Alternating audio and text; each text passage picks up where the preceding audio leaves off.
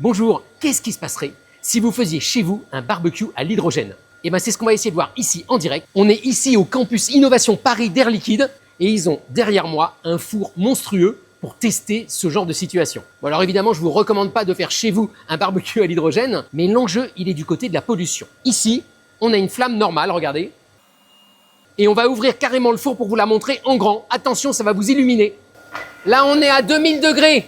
C'est la puissance de 2000 radiateurs électriques d'un coup. Croyez-moi, c'est hyper chaud. Et cette flamme-là, c'est une flamme classique, comme vous connaissez dans votre cheminée. Du méthane, de l'oxygène, ça fait de la combustion. Ici, c'est l'arrière de votre barbecue. Vous avez un brûleur fait maison, l'arrivée du méthane ou de l'hydrogène, et ici, l'arrivée de l'oxygène. Mais le problème, regardez l'équation, c'est que ça produit du CO2. Alors est-ce qu'on pourrait faire la même chose sans CO2? Eh bien oui, avec de l'hydrogène. Regardez ce qu'elle devient à la combustion.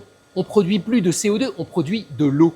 Et alors là, en ce moment, dans le four, on est en train de vous faire une flamme à l'hydrogène. Regardez, ça a cette tête-là. Et le premier truc qu'on voit, c'est qu'elle est plus du tout colorée. Elle est plus orange. La raison à ça, c'est que dans une flamme normale, ce qui fait le orange, c'est les suies. C'est produit par du carbone et ça crame dans la flamme. Mais ici, plus de carbone, donc plus de orange. Alors évidemment, il faut faire attention quand une flamme est incolore comme ça et qu'elle est invisible. Si vous faites ça sur votre barbecue, je vous déconseille. Mais elle présente l'énorme intérêt de diminuer les pollutions parce qu'on n'a plus de CO2. Mais ça implique de réapprendre à faire du feu avec de l'hydrogène.